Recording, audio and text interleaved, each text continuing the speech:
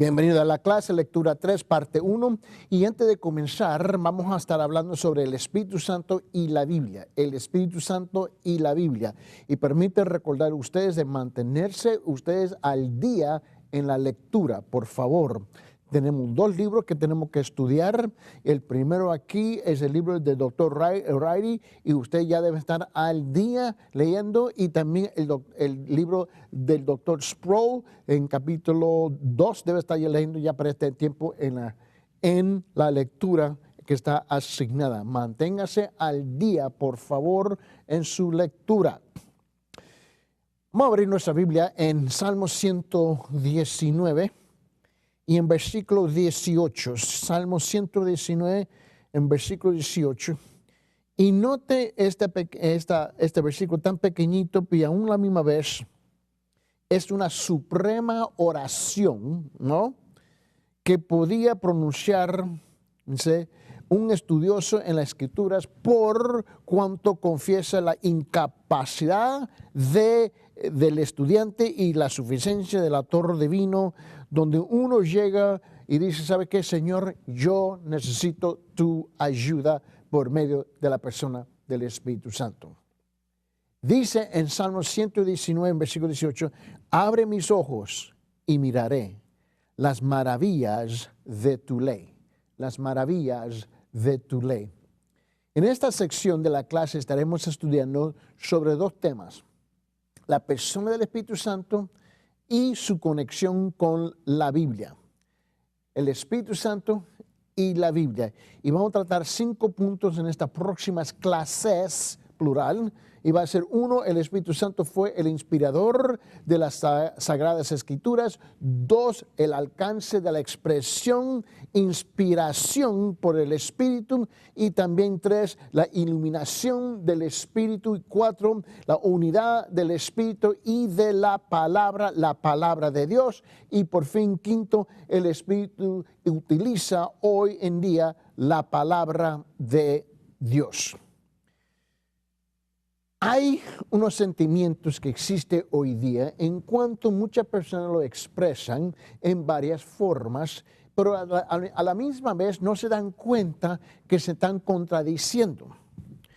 Mucha gente dice, el Espíritu me ha dicho, me ha dirigido, me dijo, me está guiando, me está llevando, me está indicando. Y un sinfín de fraseologías en cuanto la siguiente declaración que traspasa sus labios es de separar la persona del Espíritu Santo y lo que supuestamente le está indicando qué hacer, separándose completamente de la palabra de Dios.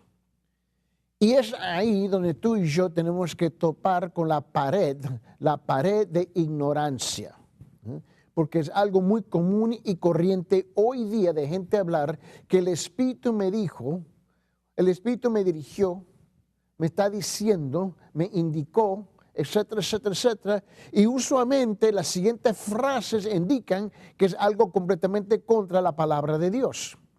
Y es porque hay una falta de entendimiento, de comprensión, qué es lo que está haciendo la persona del Espíritu Santo. Bueno, primeramente tú y yo tenemos que reconocer que no se puede separar, de ninguna manera no se puede separar la persona del Espíritu Santo de la palabra de Dios. Es imposible.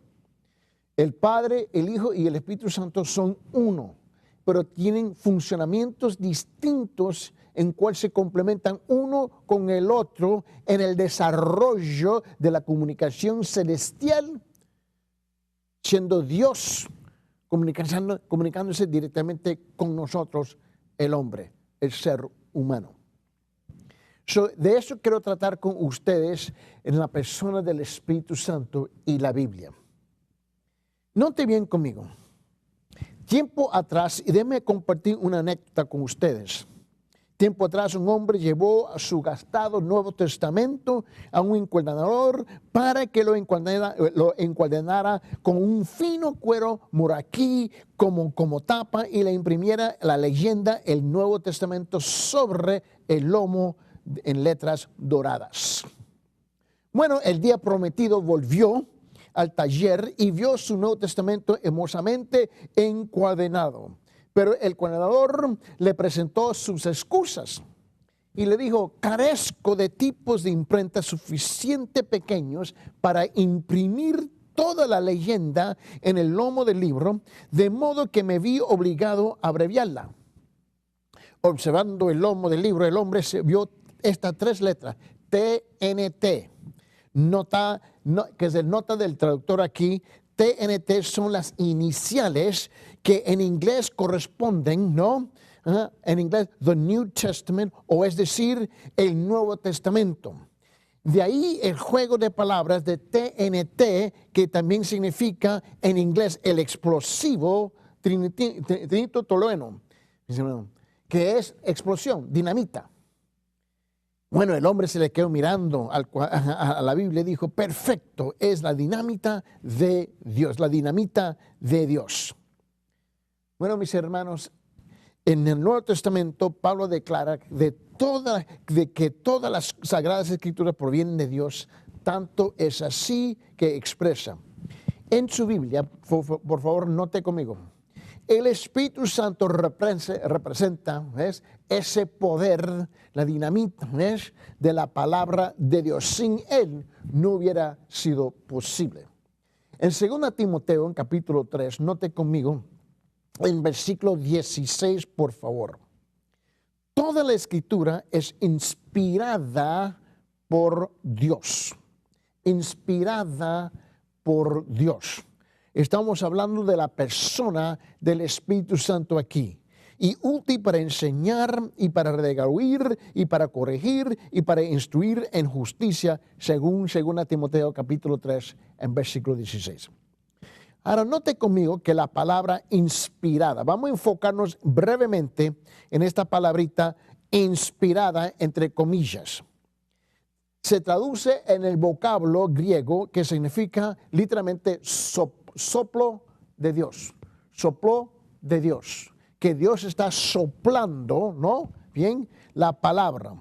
Algo así como Dios sopló vida en el hombre y lo hizo un ser viviente, de la misma manera sopló vida y la sabiduría en la palabra escrita de Dios. Esto hace de la Biblia el libro más importante del mundo, especialmente para todos los creyentes en Cristo. La Biblia es la constante fuente de 3 cosas en particular. 1, la fe. 2, la conducta. Y 3, la inspiración de la cual bebemos todos los días. Es aquí cuando nosotros nos empapeamos, por decirlo así, mis hermanos, de la palabra de Dios. Estamos continuamente en la presencia de la persona del Espíritu Santo. Entonces, vamos a tratar el primer punto aquí. El Espíritu Santo fue el inspirador de las Sagradas Escrituras. Abre su Biblia en 2 de Pedro, por favor, en capítulo 1, y note bien conmigo lo que dice la palabra del Señor aquí en 2 de Pedro, en capítulo 1, y vaya conmigo, por favor, hasta el último versículo del primer capítulo, versículo 21. Varios pasajes indican, directa o indirectamente, que Dios, el Espíritu Santo, inspiró a los hombres que escribieran la Biblia.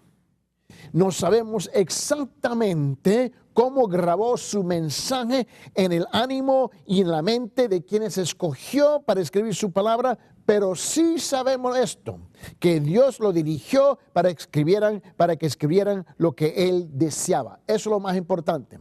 Pero si tú notas conmigo, mira lo que dice la palabra del Señor, comenzando con versículo 19, en 2 de Pedro capítulo 1, en versículo 19 hasta el 21, tenemos también la palabra profética, dice, más segura, la cual hacéis bien en estar atentos como a una antorcha que alumbra un lugar oscuro hasta que el día esclarezca y el lucero de la mañana salga en vuestros corazones.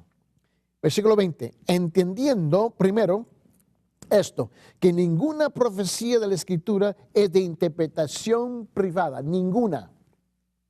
¿Por qué? Porque nunca la profecía fue traída por voluntad humana. Subrayar ahí, porque nunca